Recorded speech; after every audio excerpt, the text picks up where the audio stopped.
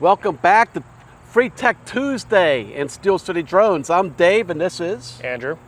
So, Andrew has asked me to do the topic for this video on a problem that he's having as he's been practicing some mapping exercises.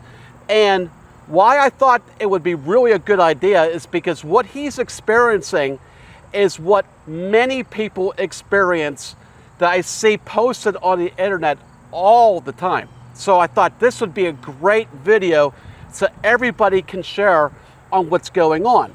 So why don't you explain what you're running into? Okay, so the issue I'm running into is when I take the Matrice 4E, I come up here to collect the mapping points and everything like that, create some Orthomosaics in preparation for mapping courses we have coming up.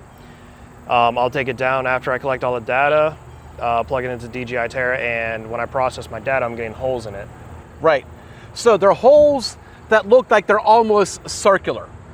And there's three different type of instances that I see this happening. Okay. And what it is it's always a trade-off from where we're trying to get the highest resolution possible for the Orthomosaic in the projects, as well as potentially not using terrain following when we have a lot of change in terrain. Like we have right here, we have over 110 feet change in terrain. So if we were to set up a flat mission, then the GSD will be constantly changing. And when it gets to the highest point, then basically the space between the drone and the top of the tree line is going to be at its very minimal distance. And what happens when we do not have a lot of flight height above the highest points, when we have what are called homogeneous type of subjects and objects, like we have here, which are the trees. Okay. The trees are all very similar here, so they're called homogeneous.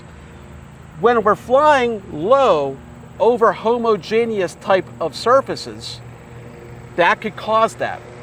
We also see this when people are processing LiDAR missions and they're trying to get as robust of a point cloud as possible. And in many cases, there's not too many people that are flying $100,000 LiDAR sensors that have a tremendous range, say over 200 feet high. Then that camera is also taking snapshots, pictures for the colorization of the point cloud. And that Orthomosaic at that point can also have holes in it when it's basically doing the same thing. So all this is resulting from flying too low. So now you may be asking, well, how high do I need to fly? How low is too low? So that is, again, it's not completely cut and dry because, again, it depends on the objects that you're going to be filming. Okay. How homogeneous is everything? Is it just a complete forest line of trees? Then that's going to be a bit higher than, say, we have heterogeneous objects where we have a lot of different changes in texture. And why it happens is because, let's say, the processing software like DJI Terra that we're using, it's going to make tie points between the actual points in the point cloud to the actual individual pictures. And if the actual pictures are more narrow of a view, it doesn't have as much information per picture to tie those together. And that's the end result. Okay. So we have to fly higher around homogeneous type of objects. So what we're going to do to answer the question that you may have is, how low is too low?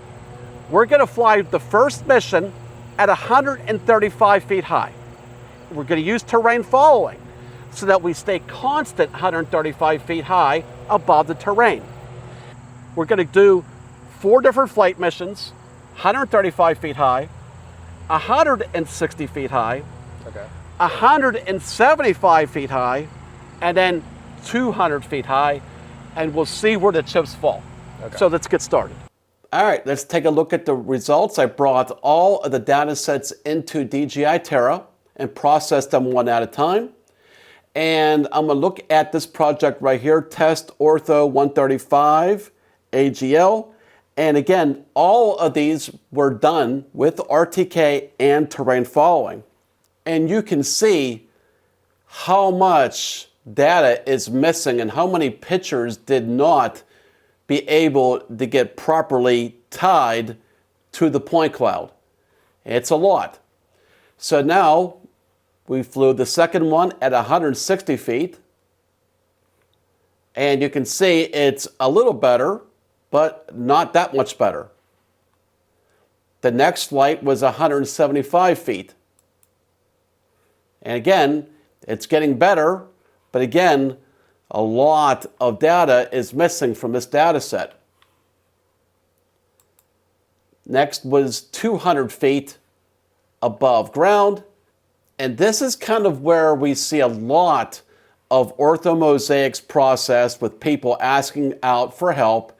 And you can see it's 200 feet high and it's still getting that. And it's primarily, again, because of how homogeneous the objects in here are. If this was more blended in with other type of textures like this, or buildings, or just anything else, housing developments, roads, we wouldn't have that type of gap at 200 feet. But because it's so homogeneous, that's what we have. Now, what I also wanted to do was try this and process it a little differently. I wanted to process this using the fill hole intelligently feature that DJI Terra has.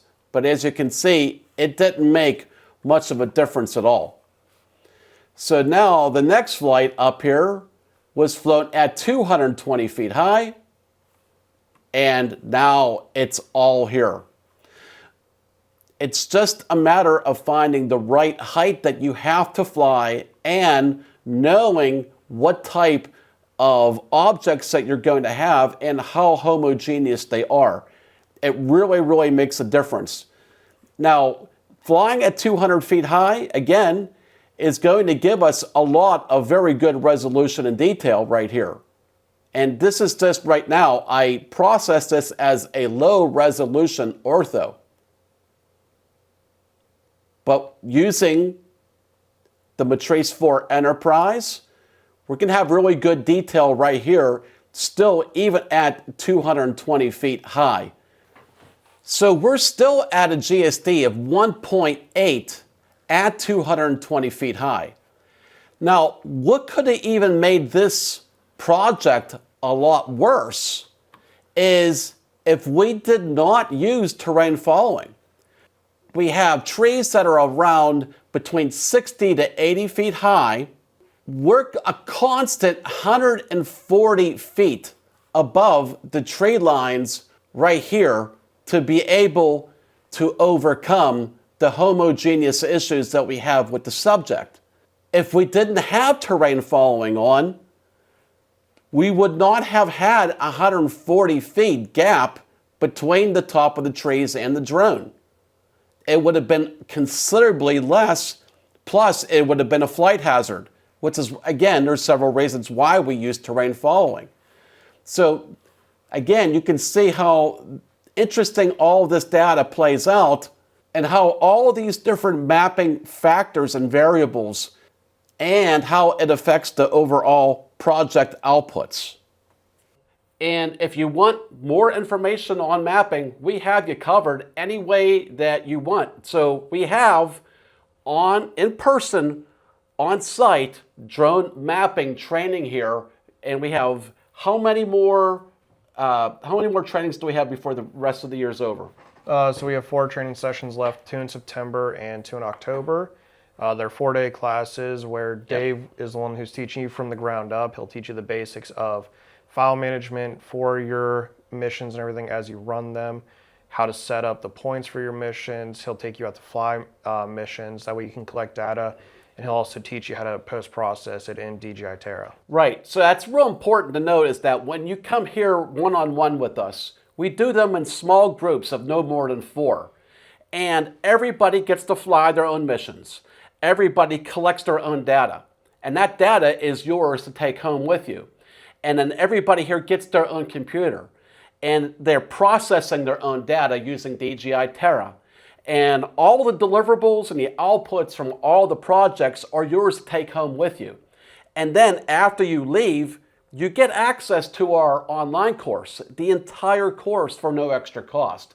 So it's a great blend of, in-person, on-site training, as well as all the extra stuff that we just can't fit in 4 days of training. Believe it or not, there's a lot that we can't cover in 4 days. So with that said, besides the actual in-person training, we have just the online course. So if you can't make it to us in person, you have everything as far as the complete training curriculum of our mapping program online available. And it's structured in a way that it's depending upon how far you want to go. We have 3 different levels. We have beginning, intermediate, and advanced. And if you want, you can just buy all 3 levels and have one course and save extra money. So we got you covered no matter what you want. And this is a good video. I think this is going to help out a lot of people. And until next week, we'll talk to you soon.